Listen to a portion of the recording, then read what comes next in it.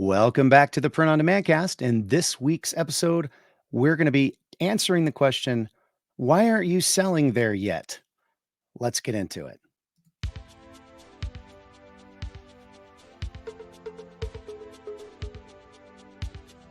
Radical! Welcome to this week's episode of the Print on Demand cast. Each week, join the gnarly Travis and Josiah as they provide insight into the print on demand industry and equip you with the totally tubular tools, advice, and strategies you need to achieve success and hopefully have a few laughs along the way. Now on to this week's Totally Tubular show.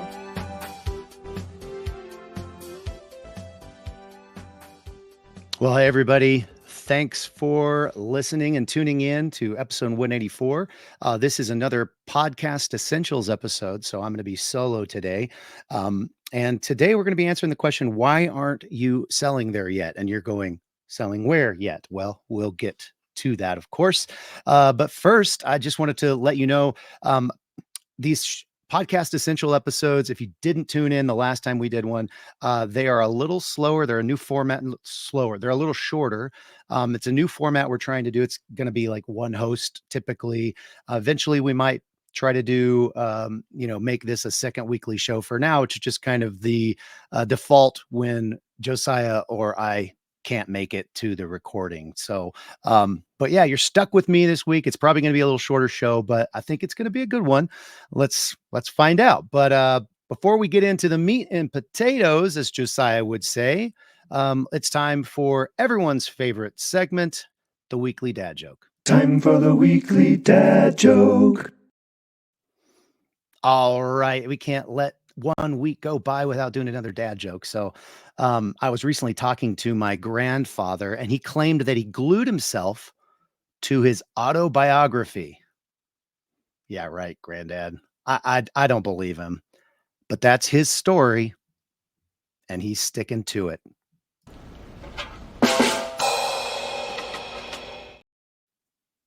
Yeah, you're welcome. All right. You can use that at your job, or, like I do on Wednesday nights when I go play poker. I am known as the dad joke guy. And I've got there's another friend of mine that actually goes, and we exchange dad jokes all the time. As a matter of fact, for those of you who are watching on YouTube, I got this calendar. I think I mentioned it a while back, but it's actually on February 13th, which is way off. But here's a bonus dad joke. What do you call a fish with two knees? A two-knee fish. Yeah, that doesn't even rate. I'm not even going to put the badoom boomps for that one. It's just bad, but it's a lot of fun to share these dad jokes when you're out and about. So feel free to use that one. And without any further ado, let's just jump right in to the main event. Ladies and gentlemen, the main event.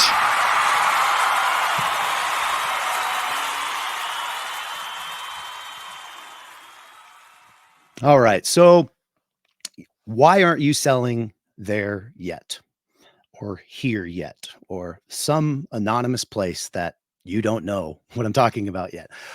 So a lot of our listeners, they start out, a lot of them are selling on Etsy, or they're getting ready to sell on Etsy, because that seems to be the trend right now. There's a lot of content out there that's talking about how to do well on Etsy, how to start on Etsy, how much money you can make on Etsy. And that's all, well and fine. Etsy is a great channel to start with print on demand, because the user interface is really simple, et cetera, et cetera. And there are a lot of eyeballs on that site. It's growing and growing and growing, and more sellers are getting on that particular platform. But after some discussions with some of the people that listen to our show, I kept coming back to this same question. And the question is, as you might have already guessed, why aren't you selling on Amazon yet? And there's a myriad of answers as to why. And I think the best one is probably time. It takes time to learn another channel. And that's true for any channel. It takes time to learn how to sell on Etsy to begin with. But let's just suppose that you've already done that. You've already learned how. You've already launched a store. You've already got some products up there, or you're in the process of it, and you're nearly there.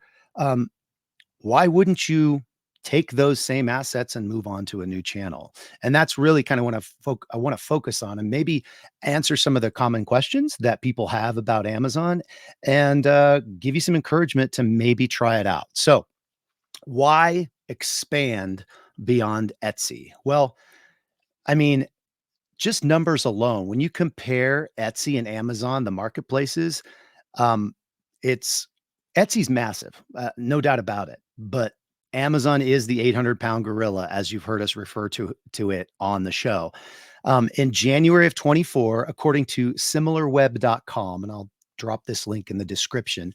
It's a really cool site. You can compare different websites and see, different things about them. But in January, they report that Amazon had 2.5 billion visits. That's Amazon.com.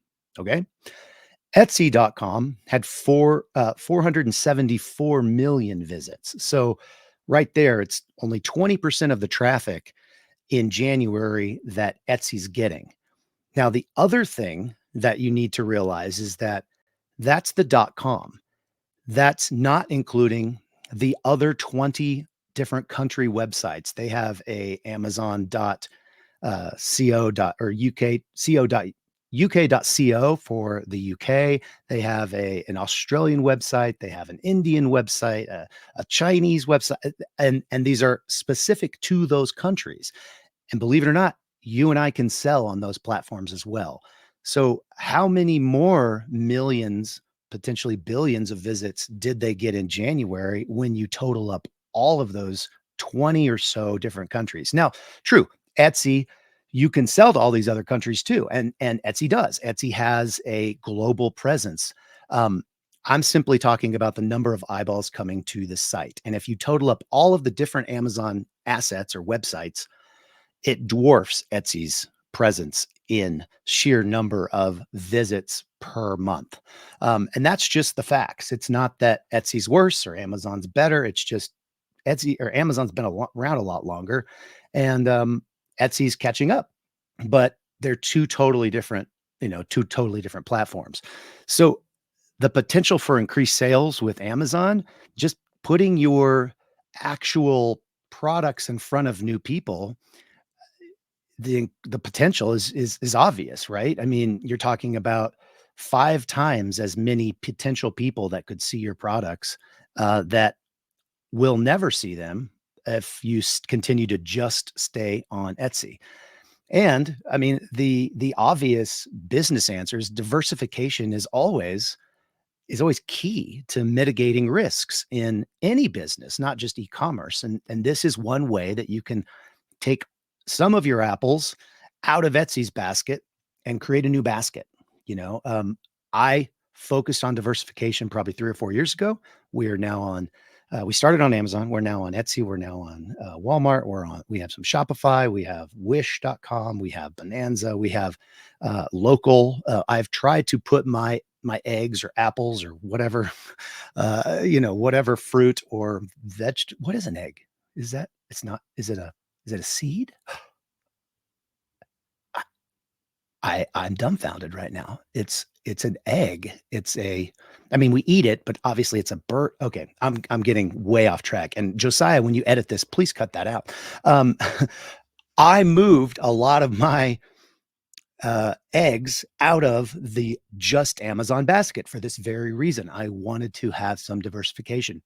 Amazon is still probably 75 to 80% of my total sales every single month. And that's a big chunk. And so that's one of the reasons I wanted to present this to you as a potential option moving forward in your business. If you're doing well on Etsy, there's a potential for you to do really, really well on Amazon. So let's continue to move on. So like I said, these are your assets. These are your designs. These are the mock-ups that you've created. You've done all of the work. It's simply just a matter of getting them in front of more people. You have everything. If you followed some of the way we do it here at Make Your Mark Design and what we talk about on the Print on Demand cast, then you've already got everything, nice and tidied up. And that beautiful spreadsheet that we've talked about, you have all your mock-up links, you have all your print links, you have all of your your descriptions, your titles, all of the tags, all of that stuff. You have it all. And if you don't, you should be good. You should be creating that. That's a good thing to have, regardless of if you're only going to sell on Etsy or if you're going to move to another platform. But that's what that's that's basically the material that you need to launch on a new site, and you already have it. Even if it's not organized yet, you can organize it or have somebody organize it, and then you'll have everything you need pretty much to move on to a new site. So, one point of clarification as we move forward. I am not talking about Amazon Merch on Demand. Okay, Amazon Merchant on Demand is a great platform. It's a wonderful platform. It's a royalty-based platform. And what I mean by that is that when you are licensing your designs to Amazon, they're creating everything. They're creating the listing. They're doing everything. All you're doing is typing up, a title and a couple of bullets and licensing your design on specific products. They are the seller of record. They send, they ship, they take care of the returns, and then they pay you a royalty. Amazon Seller Central is the physical products side of Amazon. So it's very similar to Etsy in that you are the seller of record. So when you get a sale, you get all of the money minus their commission or their, whatever fees that they're going to charge you on that particular platform. But you get all the money and then you have to fulfill the sale. And if you don't, well, the buyer, is going to complain to the platform and you're going to get in trouble. If the buyer has an issue, they're going to contact you. They're not going to contact the platform because you are the seller of record. So I am talking specifically about Amazon Seller Central and not Merch on Demand. So the cool thing is, though, and this is just kind of wrapping this up in a tiny bow, you can sell on both. That's the cool thing. You can sell your products on Merch by Amazon and then take that very same design and put it on products on the Seller Central side. I started my printing journey with Merch by Amazon. It's now Amazon Merch on Demand. I started my journey with printing with that, and I started creating hundreds, if not thousands of designs and started loading them. I haven't touched my merch account in years. And I still make between $400 and $500 a month of just passive income that I haven't even messed with for years. But what happened was when I realized I could take those same designs and diversify, I started sublimating coffee mugs in my basement. And that led to where we're at today, where I have hundreds of thousands of products across multiple different sales channels, including Merch on Demand and including Amazon Seller Central. Okay, so let's dig into the details a little bit about Amazon. There are two selling plans on Amazon. You can you can sign up for an individual account or a professional account. The individual account is free, technically, per month. You just get you get charged $1 for every item you sell, plus any fees that are associated with the normal selling of that product. And those fees we'll get into in a minute, but they're category based. It also depends on if you are using their FBA program, and we'll talk about that in a minute. But you're going to be whatever those fees are plus $1 if you're on the individual plan. For a professional plan, which allows you to upload products with a spreadsheet, which I love. It's $40 a month or $39.99 per month and that covers you for the US, Canada, and Mexico. If you're in this side, you can also, if you want to sell just in the UK, you don't want to be on the .com, which I don't necessarily recommend. You can do a European, I think it's 40 pounds. I'm not sure exactly what it is over there, but it's a separate fee because but you get like 5 countries with that, or 6 or 7 now. Back when I did it, it was 5, but regardless, that kind of goes off the script here. But for $40 a month, you can get a professional plan you don't have to pay that extra dollar. You just pay the regular fees. So, if you think about it, the math is really once you're starting to sell around 40 products a month or more, it makes sense to switch to a professional plan. Or if you want to take advantage of uploading massive spreadsheets right off the bat, because you've got everything in a spreadsheet and you're just going to move the columns so you can upload to Amazon, then it makes sense to go with that professional account. So it allows you to add products, thousands at a time if you need to. Um, the cool thing about the, and kind of a Etsy versus Amazon comparison, one of the cool things about Amazon is that once you've listed a product, it's going to stay there. First of all, it doesn't cost you anything beyond that $40 a month or that $1 when something sells, but it's just going to stay there. It's going to be there until you take it down, or God forbid, Amazon takes it down for a policy violation or something like that. But it's just going to stay there. It's always going to be for sale on their site. That's really cool versus Etsy, which is, 20 cents per listing for 4 months. So every 4 months, you have to re-up, and so you're having to constantly go, well, is this selling? Is that not? I don't know. Should I take it? Should I renew it? I don't know. It's, you don't have to think about it. You launch it and you leave it. That's a bonus on Amazon. Okay, so we were talking about FBA earlier, and I wanted to kind of dive into that a little bit. So you have FBA and you have FBM. FBM is, well, we'll start on that because that's what you're used to with Etsy. It's fulfilled by merchant. You and I are the merchant. And when we get an order on Etsy, we're going to pass that order along to our print on demand vendor, and they are going to send it out on our behalf, and the customer's happy and they pay, and everything's great. Or you're going to make it at your place, like when I was doing coffee mugs in my basement, and I still am. I have many machines down here. I can do different things if I need to, but I'm sending it out. I am the merchant and I'm fulfilling the order. That's how Etsy is. That's how most, probably 75% or more now of my Amazon business is FBM. Same with Walmart. What Amazon started many years ago, and when I got into e-commerce in 2014, I used a ton of when I would do arbitrage and private label branding. I would import products from China. I would go to Walmart and make a deal with a manager. And then I would get them all home, get all these products home, box them up, put special labels on them, and send them into Amazon for their FBA program, fulfilled by Amazon.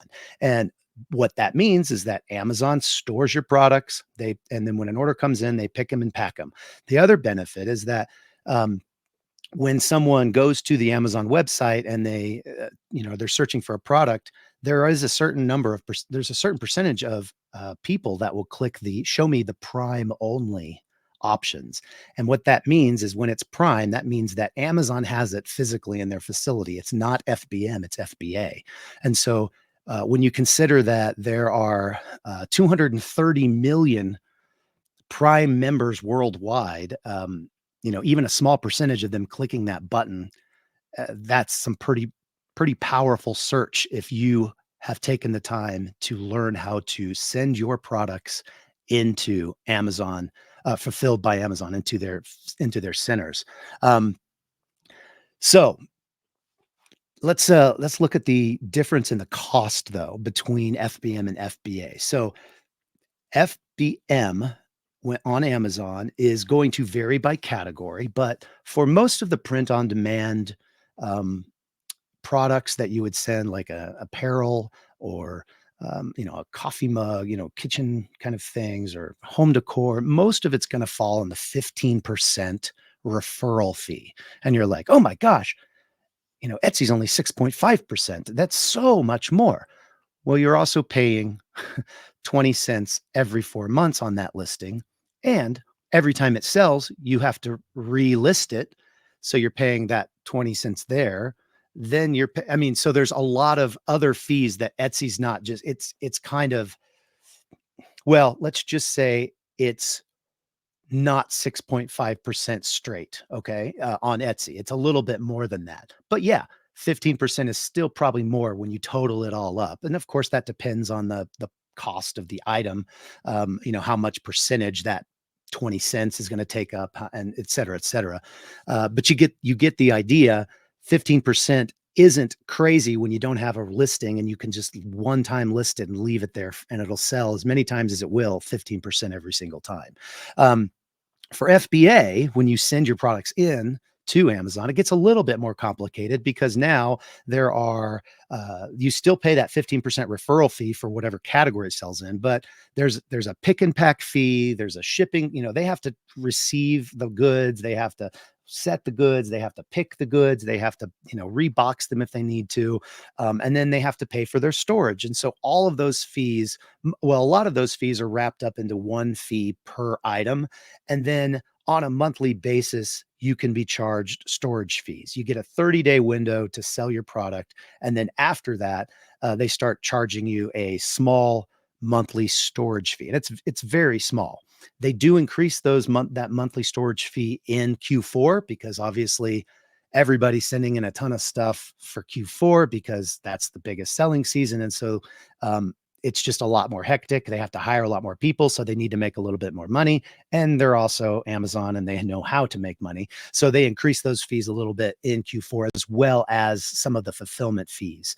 But after all is said and done, there is potential for some profit to be made.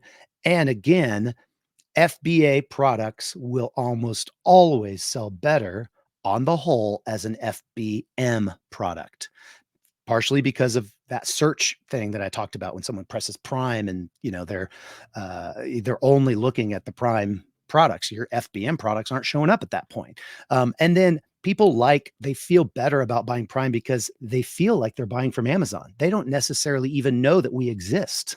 They just think they're buying from Amazon, even though it's not. It's me. I sent it to Amazon. Amazon's shipping it, but I'm the one who's selling it. I think that that understanding that there are actual individual sellers on Amazon is being proliferated, and it's more and more people understand that. But back when I started, nobody really knew that, or not a lot of people knew that. So that's something to consider. The idea here is to launch a bunch of FBM products, and as you're getting sales on some of these FBM products, you're like, well, why don't I send 6 of these or 12 of these, or a case packed of these to Amazon and see if I can increase the sales volume and make up for the more expense that I'm going to, pay in having to pay for the inbound shipping and then the extra fees. If I can make that up in volume, plus I don't have to worry about having to make those things. I don't have to worry about my print vendor, messing something up or whatever, because I know that these products are already available. It's super helpful in Q4 too, when the volumes just go crazy. Several years ago, when we were at the Make Your Mark design facility, we created, we made, I don't even know, it was thousands of coffee mugs. It was on we just had 4 pallets, and they were all boxes of 36, all different designs. And I think there were, I would say 16 boxes of 36. So 16 times 36 times 4 is what we sent into Amazon. And almost all of those, well, by now they've all sold through, but almost all of those sold through in Q4. They do have some limitations on how much you can send now based on your monthly sales, which kind of messes up your Q4 targets because you're not selling a lot in September. And then all of a sudden you want to send a bunch of stuff in October, and they're like, hold on, buddy, you can only send this much in. So they have changed the game a little bit, but still the fact remains, if you have some winners and you can get them into FBA and get some volume on those things, specifically around the holidays, you can do really, really well. All right. So getting ready to kind of wrap this up, but there are a couple common challenges that you'll need to consider before moving into Amazon. The interface is more detailed than Etsy. Etsy is they've done a pretty good job of keeping their interface user friendly. The Amazon interface is a little bit more confusing, but just like Etsy, there's a million videos on YouTube that'll show you how to add a product, how to create a product, what you need, what you don't need, all of those things. And it's not potentially as confusing as it may seem. And once you've been in it for a while, you can understand a lot of where things are and how to navigate that, how to add products, how to check your feedback, how to communicate with buyer questions, all of those things. It's not as daunting, I guess, as it may seem, at least at first. The second thing that you'll need to be aware of is that because we're doing print on demand products, Amazon will require you to get a GTIN exemption. And we've talked about this on the show. Basically, a GTIN is a global trade identification number.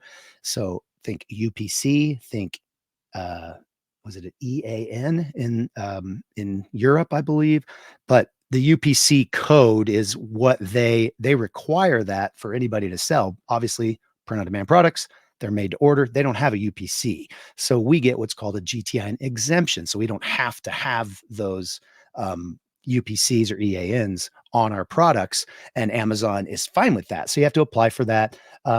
The easiest way to do that is brand registry.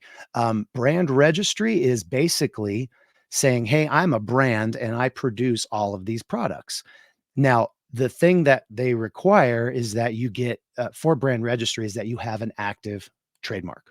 And so this can be a word mark. I have the trademark on Make Your Mark Design, and that is the trademark I used for my brand registry on Amazon. And so it allows me to have a little bit of control over what's going on, behind the scenes at Amazon. And it also makes it a little more difficult for people to copycat or jump on my listing or try to sell the same products. It but what it does do is it gives me a very easy path to GTIN exemption. All I have to do is say, when I upload my spreadsheet, I just say GTIN exempt and it's under my brand, and that's it. It's very simple. So again, a hurdle, yes, but it's not a tall hurdle. I mean, really, guys, the bottom line of this whole episode, and I'm going to wrap it up here. What are you waiting for? Start with an individual plan, and just work from there. You can move to a pro plan eventually. If you feel like it, you can learn how to create your first spreadsheet while you're still on the individual plan, switch it to a pro, and then upload that spreadsheet and have 1,000 SKUs active, just like that. So, I mean, there's a lot of different things you can do to kind of mitigate your cash outlay while you're actually moving towards this goal of diversifying your sales channels. The cool thing is that the next one after Amazon, it's Walmart. And it's, again, daunting. Yes. Impossible. Heck no. I continually see more and more. I am getting more and more sales year over year on Walmart, and I'm loading new products, and every product that goes on Amazon is going on Walmart too. So it's diversification is what we're talking about here. So, all right, that's it. I hope that I've answered at least some of your questions about Amazon and what it takes. If you're not on our VIP list, I would invite you to join that. I send out once a week kind of a summary email of the episode. It'll also give you the ability to reach out to me, if you have questions. If you're serious though about making this move to Amazon from Etsy, or to Amazon from another platform, and you really want to take this to the next level, I would love to hear from you. You can reply to the VIP email list. That's the easiest way. Just go to printondemandcast.com/VIP to sign up, and you'll get the email. Or you can just literally email us at info@printondemandcast.com. That's just as simple. But if you're serious about it, I'd love to hear from you and hear what your objections are, hear what your challenges are, and see if there's something that we could do that might overcome those. Again, it's daunting, but it's not impossible. It's very, very doable. And I think with that, I'm gonna wrap this bad boy up right at the 30-minute mark. Hey, how about that for a print on demand essentials episode? Let me find the outro music. Isn't that always the challenge? But until next time, I'm Travis, and I don't know where Josiah is, but we'll see you next time right here on the Print on Demand Cast. See ya. Hey, babe, thanks for listening to this week's episode of the Print on Demand Cast. We hope you enjoyed the Totally Tubular Show. If you got a question or a suggestion for the show, send Travis and Josiah an email at info@printondemandcast.com. Want to be wicked nice? Take a minute to rate and review the show on iTunes or wherever you get your podcasts. And don't forget to subscribe now so you don't miss next week's episode. See you next time, for sure.